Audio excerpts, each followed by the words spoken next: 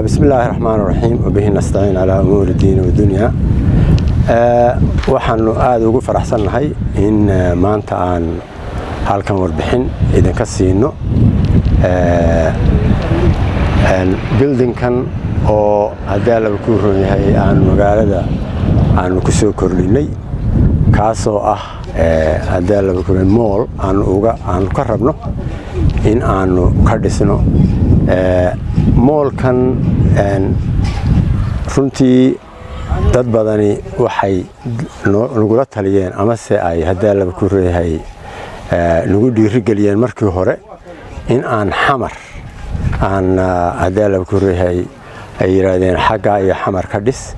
laakiin se qofka binaadanka waxa weeye inkastoo Soomaali ay wax wada leedahay oo ay xamar iyo hadda la ku reehay Hargeysa meel kastiba ay dalkayga ay tahay haddana qofku waxa weeye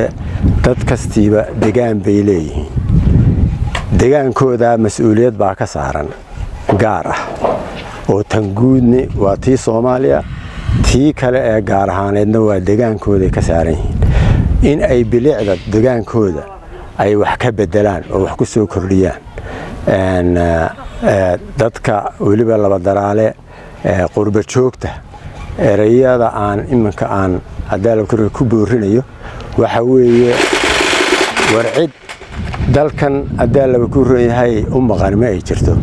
idinka maqan idina maqan ceelno ma qodno bay tiraa Soomaalidu ku soo dhiirada oo hadda la ku rooyahay sidayadaas oo kale waxba idinka biimaayaan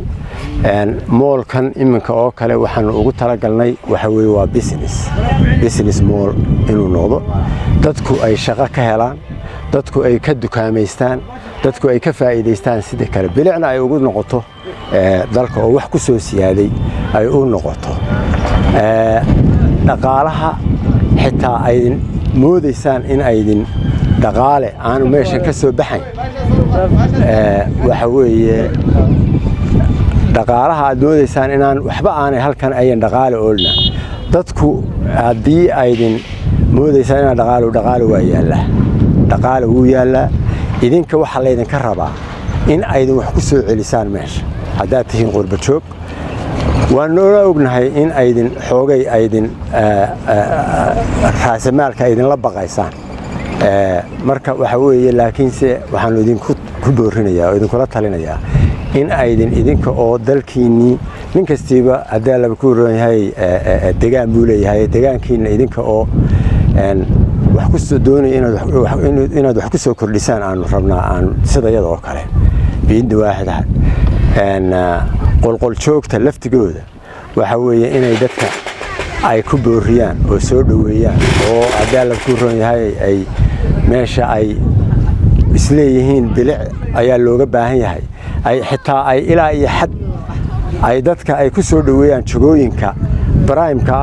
meelaha ay noqon karta businesska si ay qurba joogta ugu soo hadda la ku rooyahay dhiirato in ay wax gashadaan ayaanu iyaga laftigooda ku boorinaynaa waxa weeye qodobada kale waxa weeye sidii aan horeba idinku sheegay number 1 waxa weeye horta shaqo abuur number 2 oo dhalinyaro badan ayaa hadda la ku shaqo ka helaysa waa ilaa iyo taqriiban wuxuu noqonayaa intan hoose oo quri ilaa iyo 4 meel boostadood buu noqonayaa iyo markaad ku dartid 4 muxuu ahaayay albaab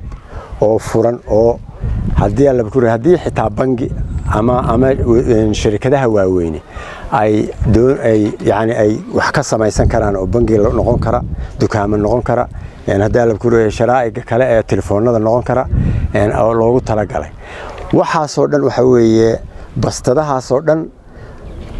dad baa shaqo ka helaya dad baa ku ganacsanaya dadka laftigooda taas waa qodobka kalena waxa weeye bilicda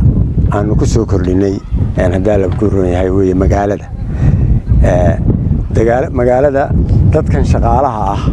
waxaan idin sheegaynaa inaan ilaa iyo xamar waliba aan ka soo wadnay si aanu uga helno hadafkii aan uga dan lahayn inuu buildingkani hadda la ku rooyahay ama soo qaabkii aan doonayna inuu noqdo si ay yani taasi u suurto gasho dad xirfado sarsare leh oo engineers xirfado sarsare leh ayaan waxaanu ka keenay xamar niman hadaa la kuro fundiyaal haday noqoto dadka ay xamar bildinada dhaadheer dhisa ayaan uga keenay wuxuuna tusaale u noqon karaa in aydin ku dhiirataan in hadaa la kuro guryo dhaadheer oo dabaqyo dhaadheer leh ilaa iyo 5 biyaano ayaa loogu talagalay waydan aragtaan iminka sida uu u qodan yahay muxuu ahay foundationka ilaa iyo mitir iyo 60 ilaa mitir iyo 5 1.5 1.6 meters ayaan hoos loo qoday si uu isaga xijin karo ilaa iyo 5 biyaano 6 biyaano waa gaari karaa waanu la damacsanahay insha Allah billahi alkareem in laga dhigo waxaan noqonayaa meeshan oo aan ugu talagalnay businessyada muxuu ahay restaurantyo oo dadku markay yimaadaan ay ka heli karaan wixii ay marba ay doonayaan oo dhan aanu la rabnaa oo aanu la doonaynaa meel ay caruurta xitaa ay tarfiih aanu hal door oo kale oo aanu caruurta aanu ugu talagalno inta ay dadku ka dukaamaysanayaan meesha in ay caruurtu laftigeedu meelo ay malaacib iyo malaahiyar ay hadaa la ku roon yahay ay ka helaan ayaan doonaynaa oo lagaga hayo caruurta inta ay dadku ay maartay ay ka dukaamaysanayaan waxa soo dhamaan la rabnaa idinkana waxa la doonayaa in ay idinku soo dhiirataan habaqina hadaa la ku roon yahay hadaa isleedahay yani armaad waxa oo dhan inta halka galisid ay hadhowto ay cid kuugu iman weydaa dadkii hore ayaa ka faa'iiday waad aragtaan hoteelka Alaay waad aragtaan hoteelka muxuu ahay Baarjeex waad aragtaan hadaa la ku roon yahay hadda iminka hotel baa isagana waxa laga dhisayaa halkan hadaa la ku roon yahay marka waxa weeye lagu khasaari maayo dadka population uu jooga lacagna way taala laakiin dadkii waxay la yihiin wax ay lacagtii ku qabtaan oo ayaga lacagtii gurigiiba iskala joogaan waxa weeye wax ay meel ay ka dukaameystaan oo ay iyaga laftigooda lacagtooda ku raaxaystaan bay la yihiin idinka la idinka rabaa marka waxa soo dhan inay u wafirtaan ayaa la idinka rabaa idinka ayaa la idinka doonayaa